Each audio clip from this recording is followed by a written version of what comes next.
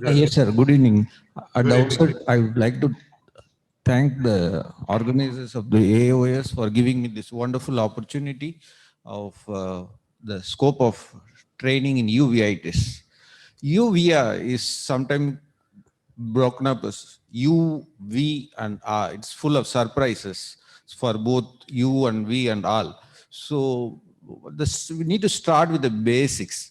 First come first, history taking is the most important step, which is commonly neglected, especially with the so-called quote unquote airborne transmission of COVID. History taking is given a big casualty, and we need to be really careful not to miss the elegant part of the history taking. So this was one patient who presented with so-called keratouveitis with granulomatous keratic precipitates. The surprising history that was overlooked was the history of native treatment with vegetable matter.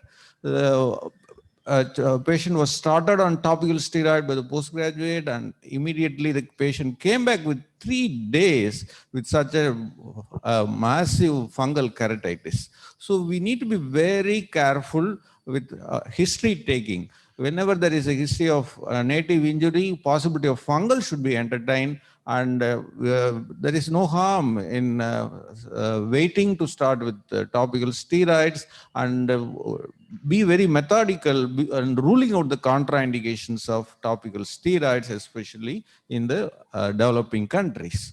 And the Aspergillus fumigatus was grown from the lactose cotton phenol blue. We need to be very careful that we don't miss out any part of the eye. See, in UVA, we are trying to correlate with the systems. There is no merit in missing a peripheral ARN and trying to correlate something in the body system. If it is not viewable, not to panic is plan for a B scan, especially in a festoon people and small people where the periphery could not be clearly discerned.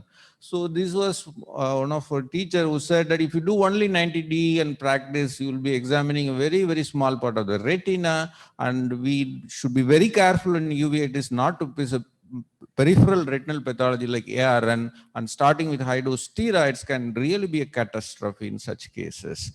Reaching the anatomical clinical diagnosis in elementary step is not a big deal at all. We can easily come to a set of differentials and start with the definitive plan. So the descriptors given by the standardized uveitis nomenclature are all known to anyone, but we need to apply in real-time practice. Most importantly, characterize the uveitis as granulomatous or non-granulomatous.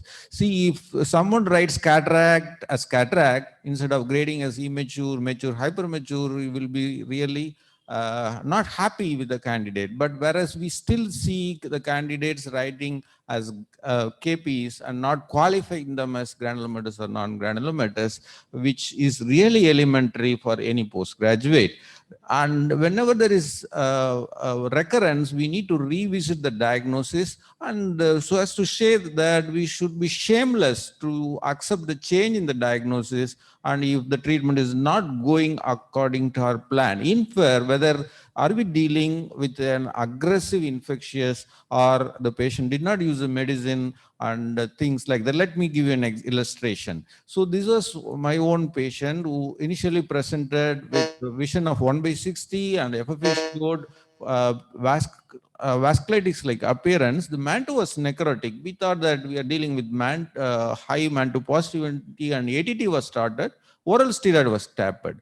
Surprisingly, during the down taper, the other eye got involved and the BCV and the other eye dropped down to 3/60. Again, we repeated the FFA and see, look at the cattle trucking appearance, and even in the late phases when we forgot to check the BP and it was super high, and it was a severe case of Takayasu arteritis, which was really overlooked and which needs high dose immunosuppressants. So lack of steroid response could possibly mean a possible infectious stuff or an aggressive non-infectious uveitis, or it could be fungal, or it could be a masquerade or a metabolic masquerade, or most importantly, the ocular ischemic syndrome. Be clinical and don't take the investigations too much. All the investigations need to be correlated clinically, and before ordering investigations, have a plan in mind. Sometimes we don't investigate when the etiology is clear or in a traumatic anti-uveitis, but there is controversy in Fuchs and first attack of non-granulomatous, which an uveitis specialist would love to investigate. So sometimes we don't have to read articles to decide what investigation to do. Like this, when you have a worm like this, and the best treatment should be the removal of the worm. And this was again one more parasitic uveitis where, based on the lack of response, the new organism was identified, and thanks to my teacher, and I was really grateful to be a part of the study in identifying this new Procerovarum varium. And earlier, all these uveitis was named as tuberculosis, leprosy, and so on. And so we need to be really careful in correlating ourselves, and the subtle changes in the AC depth, like peripherally shallow and centrally deep, could point us towards a cyclitic membrane. And doing anterior segment cataract surgery can be a really problem. The characteristics of the KPs, like non-granulomatous, stellate distribution, or all triangle, and the halos around it, all these could point to a particular etiology. So even in a fuchs uveitis, we need to rule out a pseudofuchs like syphilis and sarcoid, and which can closely mimic this condition. So, and even when you see the subtle PAS and at the granulomatous appearance, we definitely not to forget gonio appearance of the 10-shade peripheral anterior synechiae, which is one of the diagnostic criteria for sarcoidosis. So in doing so, we should not miss the forest for the trees. Whenever you see a patient walking like this with a non-granulomatous anterior violent uveitis, obviously you'll be thinking in terms of BEAS27. Iris nodules also gives us a wonderful clue. Copies could be there in both granulomatous and non-granulomatous, whereas Busaka and angle KPs think in terms of sarcoid. And not to miss the Lish nodules as uveitis or brush-filled flex, which is seen in Down syndrome. Sometimes the ominous, what you call as sentinel sign could point towards a neoplasm. So atypicality of the hypopion, like the vascularity, irregularity on the surface appearance, granularity on the surface, all should point towards, are we dealing with masquerades? Even retinoblastoma can present with such hypopion uveitis.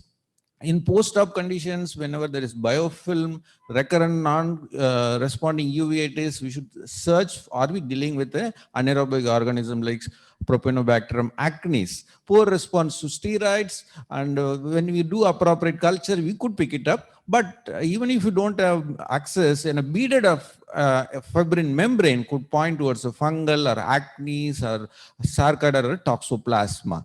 So shifting hypopion is one another important tool which any postgraduate should not forget in Behçet's, and simple head tilt is could help us to point, are we dealing with a pseudopion of triamcinolone migrating into the anterior segment? Non-shifting hypopion can happen in infective cases because of the density of the fibrin material. Even the color of the hypopion could point us to particular etiology, like as you see in Serratia marcescens, there could be pink color.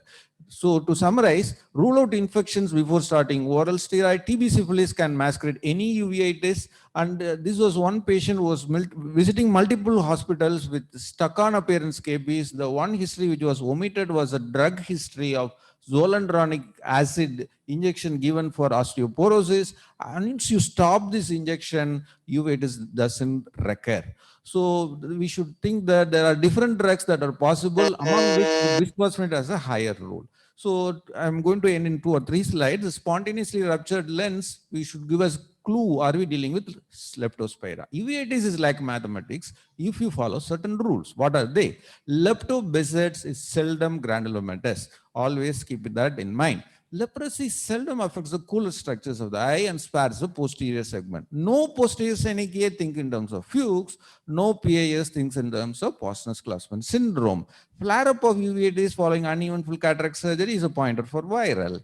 So in cataract surgery, 3 months of quiescence is important. Exception in lens-induced uveitis and lens abscess. JRA in current days is no more a contraindication for IOL implantation. The choice is hydrophobic acrylic. Avoid silicone, hydrophilic, and HSM lenses. And this is my last slide. Uveitis treatment is not equal to steroid bombardment. Beware of strategy XYZ. When no treatment is visible, don't always go in for steroids. Safe use of steroids, equivocal cases and masquerades need some amount of thinking process. Uveitis especially should not be nicknamed as steroidologists. Thank you so much. I'll be glad. Thank you, Dr. Balamurugan. Thank you, sir. Dr. Ashish Vaidya, sir. Yes, sir. Yeah, Can I we have think, your Dr. expert comments about this talk, sir? Yeah, I think Dr. Balamurugan told it extremely clearly that in cases with uveitis, you are not treating the eye, you are treating the patient. So you have to look at the patient as a whole and then decide the treatment. I'll give you just one example. Recently, about 2 weeks ago, we saw a patient who had uveitis in one eye, and she had come wearing a mask. And we looked at the uveitis, we couldn't figure out what it was. She went back 4 days later, she came back with herpes zoster. And because of the mask, there was a vesicle which was at the tip of the nose, which we missed because the patient was not supposed to remove the mask. So, this is something which we can miss even in the COVID times, even as experienced surgeons. So it's very important to see the patient as a whole. And the second important point is you have to hunt down TB. TB has to be hunted down. It has to be found that there can be some lesion somewhere in the body. And most of us in the affluent society do not get the typical TB, which is seen TB affecting the lungs with a lot of cough. You get some amount of extra pulmonary TB somewhere, and that can be the cause of recurrent uveitis.